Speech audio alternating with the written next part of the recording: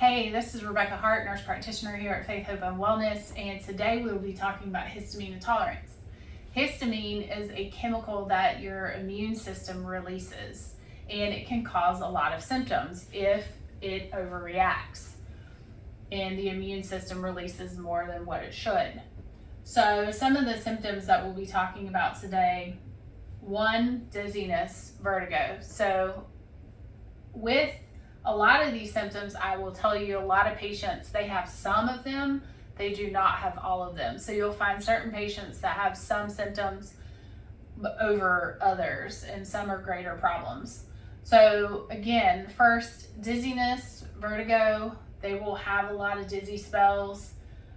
Big one for histamine is digestive issues. So digestive issues such as diarrhea, constipation. Another big one that can create a lot of histamine issues is SIBO, which is small intestinal bacterial overgrowth. Nausea. A lot of people have lots of nausea. They'll wake up with nausea in the morning, or they may eat a high histamine food and have a lot of nausea with it. Headaches are also very common with too much histamine. Joint pain. A lot of people have a lot of multi-joint pain, stiffness in the morning.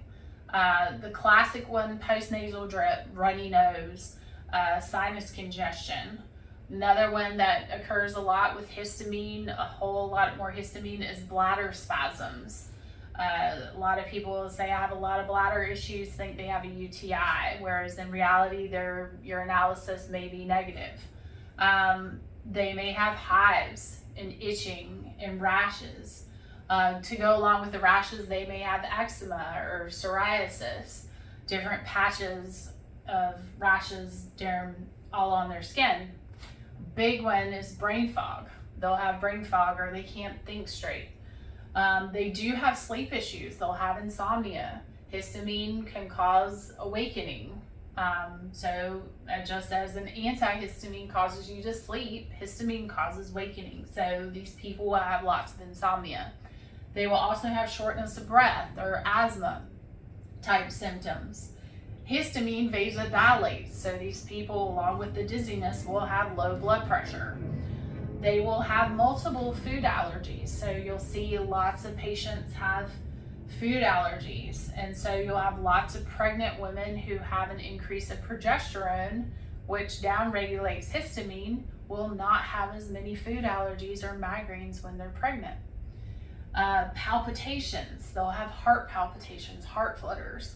ANA is anaphylaxis, that being classic histamine. So, but one big thing is a histamine bucket. So you may hear some people talk about a histamine bucket. What is a histamine bucket? It's basically a term that we use to categorize how much histamine you have in your body.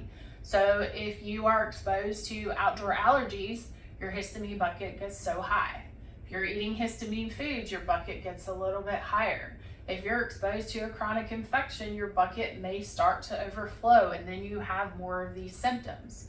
So a lot of times, or one more is hormones. So you have more estrogen than you do progesterone, and you're not equally balanced. If that's the case, you can have more histamine issues as well. Another thing is NCAS, which is mast cell activation syndrome. Now I describe that as like histamine on steroids. It's a lot worse, and the symptomatology is much more severe. We will talk about that in the upcoming weeks. We will also talk about conditions that occur along with histamine intolerance, the treatment for histamine intolerance, and the diagnostics of histamine intolerance. So I hope y'all are having a good week, and I will talk to y'all soon.